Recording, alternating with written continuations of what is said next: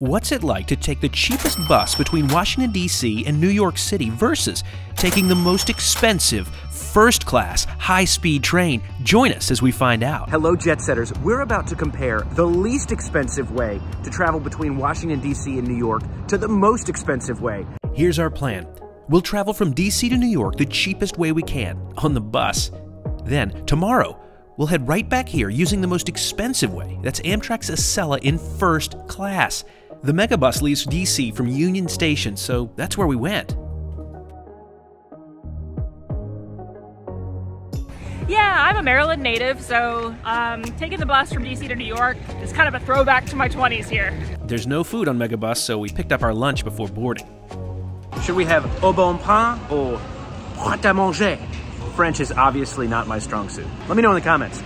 Do I sound good when I say au bon pain or prêt à manger? Probably neither, so let's just say we picked the red one.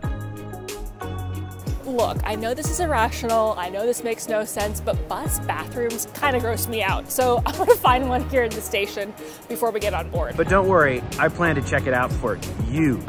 As always, when it comes to most transportation, if you're not sure where to go, just find some signs and follow them. This is a really well-signed station, so we're going to head out to the parking garage and find some buses. This really isn't much more than a garage, but it was perfectly clear where we should stand.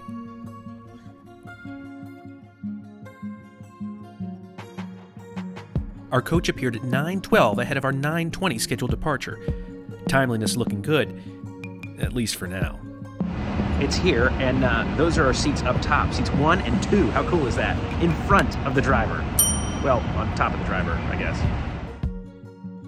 It didn't look like our bus was very full, so we dropped our bags at the back where they were loaded. There was no extra charge for our baggage. We each had one suitcase and a backpack. Suzanne also brought a purse. We made our way upstairs to our seats at the very front. We paid $10 extra for these so we can film more easily, but it also provided an awesome vantage point to stare out the window. More about pricing once we get it going. Welcome on board Megabus. I'm 5 feet 11 inches and hit my head repeatedly on the ceiling here. I also jammed my knee in here pretty hard. It was generally a painful experience. We pulled out of the terminal about 5 minutes late, mostly due to slow boarding, I think. And once we were on our way, we noticed the empty row next to us. Suzanne moved over there. It made it more comfortable for both of us for this nearly 5-hour trip. These seats in the front row are kind of trippy, like you're turning before the bus turns. These trippy seats were average sized, but legroom was tight, even in these reserved seats. This is why I jammed my knee so badly. Despite being painted on the outside of every one of their coaches, those dollar tickets aren't quite as common as you might think. Here's one on a bus that leaves at 1:20 in the morning. We paid about $30 each for our tickets. That price went up by another $10 because we picked those seats up front. The other reserved seats cost only $3, and there's not really much difference among any of them, including the free ones. All in, we paid $40 a piece for our tickets to New York, about 10% of what tomorrow's tickets cost. Back up front, I was grateful for this grab bar, which allowed me to hang my backpack to save some space. We settled in and got comfortable with the trippy seats. Really, the view became almost mesmerizing. The fundamental challenge with bus travel is that you just don't know what to expect. You can go from free-flowing 70-mile-an-hour travel to standstill traffic in no time. And of course, that's precisely what happened to us. Traffic. The great equalizer. I think it's gonna be a while.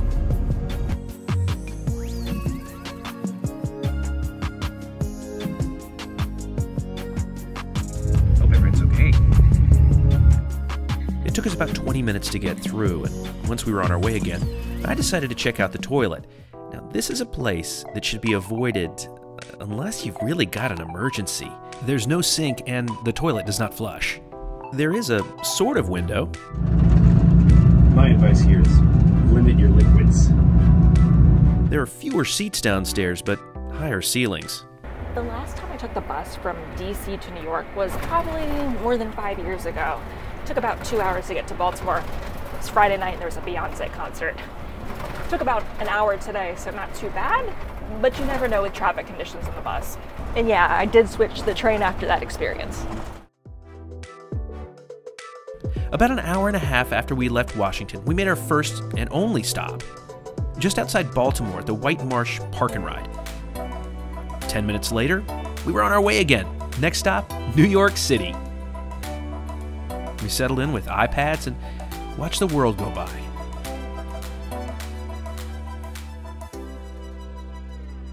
Megabus promises free onboard Wi-Fi. However, we could not seem to get it to work on our journey. There were power plugs to keep our devices charged. However, with no Wi-Fi or tray tables, it would have been pretty difficult to get much work done on this journey. There were seats downstairs, bookable for $5 a piece, that had tables. Just outside Wilmington, Delaware, we decided it was time to open up those sandwiches we bought earlier.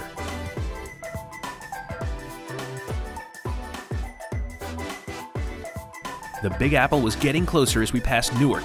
The scenery on this trip isn't anything spectacular, but staring straight out the window was still kind of mesmerizing. Overall, this was one of those experiences whose price matches the value. Yeah, it could have been a heck of a deal at $1, but it still wasn't too bad at $30. And I think charging $10 extra for these seats up front is fair. The biggest downside, though, is the unpredictability of road travel. Between traffic, construction, and in Suzanne's case, Beyonce, you never know exactly what time you're going to arrive at your destination. That said, on this day, we pulled into Hudson Yards 4 hours and 32 minutes after we left DC at 2 o'clock. Only 5 minutes late. And just like that, Suzanne was ready to hydrate. So that's the least expensive way to travel between these two cities. Next up, the most expensive. We're traveling in first class with Amtrak. Let's give it a go. If today was about saving money, tomorrow is about splurging. And today, it's time to try Amtrak. This is Acela first class from here in New York down to Washington, D.C. Acela is Amtrak's only high-speed train, and tickets in first class can cost as much as $500, way more expensive than Megabus, or even a last-minute plane ticket. We paid $327 each for our first-class tickets, and for all that money, we got priority boarding, unlimited drinks and a meal on board, and even access to this beautiful lounge. We're paying 10 times the price we paid for that bus seat, and frankly, you can get the bus for $1. This can be as much as a $500 experience, so it's not an apples-to-apples comparison. The first difference between these two experiences has to be this lounge. It's a beautiful facility. There's plenty of food and even a bar. We were grateful for the coffee and some snacks, particularly on this day. You see, the morning had not gotten off to a great start.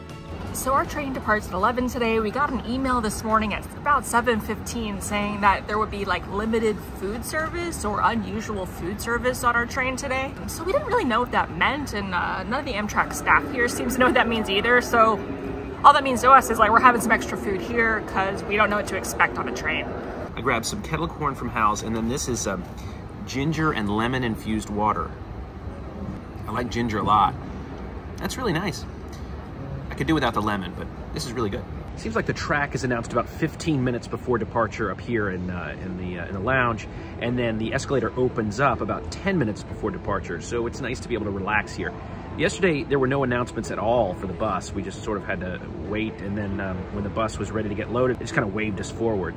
So it's nice to have these announcements to kind of keep you posted. This is all very nice, but is it worth 10 times the price? I'm not convinced yet. One more thing that's great about this lounge, there's plenty of space to get work done, and if you'll check it out, Suzanne is doing just that now. Time for pre-boarding. Let's get on this train. When our train was finally called, we were led downstairs to track 14, where we headed into car number 1. The seats are arranged in a number of configurations, but we pre-selected 2 seats facing each other with a table between them when we booked our tickets. Each seat had 2 power plugs. There was enough storage space in the generous overhead compartments for our carry-on sized luggages. We ended up leaving the station about 6 minutes late. Service began with a couple of bottles of water. and we soon learned the issue with the food on board. Apparently the food issues are related to vendors delivering product to Amtrak. So unfortunately, we're just kind of have the cafe menu available to us, but we'll make it work. It turns out some of Amtrak's suppliers have not been supplying, a problem plaguing the rest of the travel industry too, and beyond. Thankfully, the Prosecco suppliers were on point. Now, all beverages, alcoholic or non-alcoholic, are included in an Amtrak Acela first class ticket. Unlike yesterday's trip, where we made only one stop, today's journey will include 7 between New York and Washington. But these stops are pretty short, and overall, our journey was scheduled to take 2 hours and 52 minutes. Between these stops, Acela reaches some pretty incredible speeds, at least compared to most trains in the United States, and especially yesterday's bus.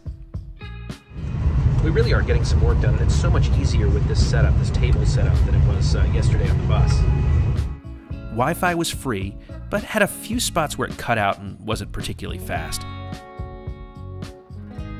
The Wi-Fi, plugs, and table meant it was easy to get work done during our trip.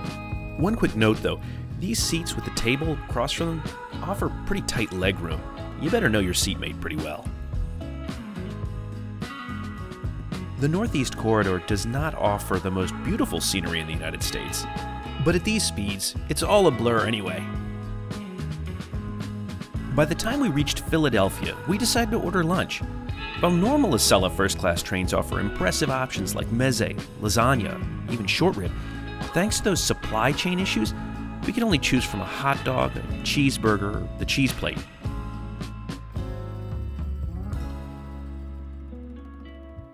After a little bit of a wait time, the food arrived. Welcome to Wilmington, Delaware.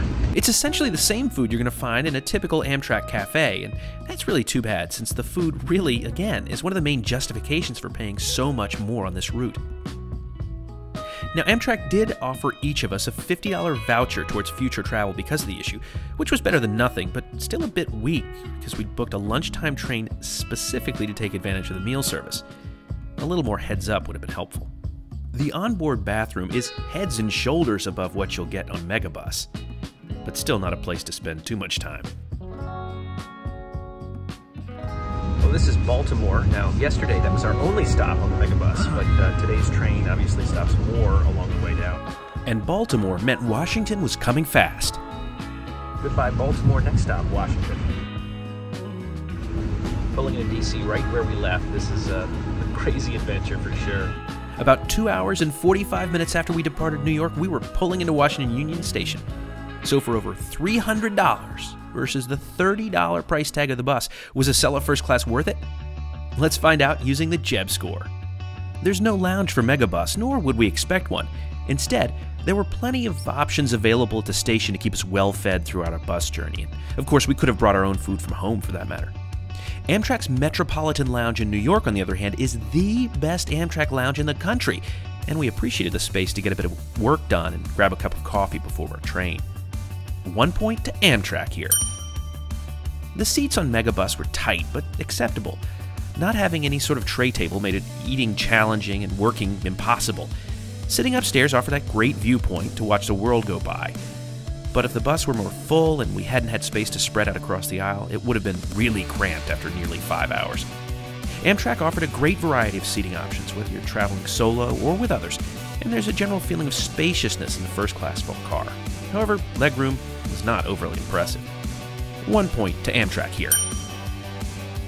Neither food nor drinks were available on Megabus, but we came prepared with lunch and snacks. It was nice to pick out food what we wanted from the station, and not having unlimited beverages is actually a good thing given the restroom facilities on board.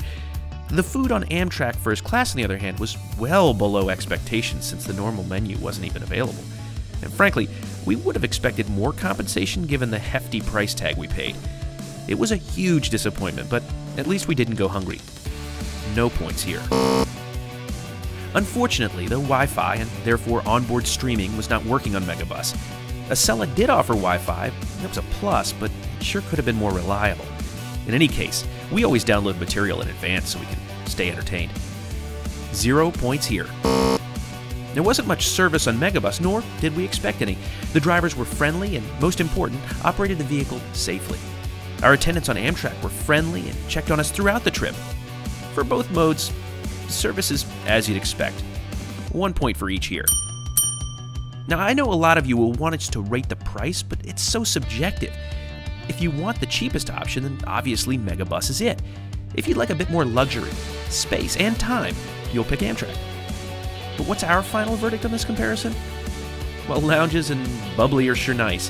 When it comes down to it, it's all about time, and Acela knocks nearly 2 hours off the travel time between these two cities compared to the bus. The bus journey felt long, and if there'd been more traffic, it could have been even longer. And given the issues with the Wi-Fi and lack of tray tables, we couldn't get much work done, so it wasn't even a productive trip. There's a time and place where the cheapest option makes a lot of sense, but generally, we want to make our travel time as productive as possible. So next time, we'll go with Amtrak. Just maybe not in first class. Between now and the next time, see you on the move.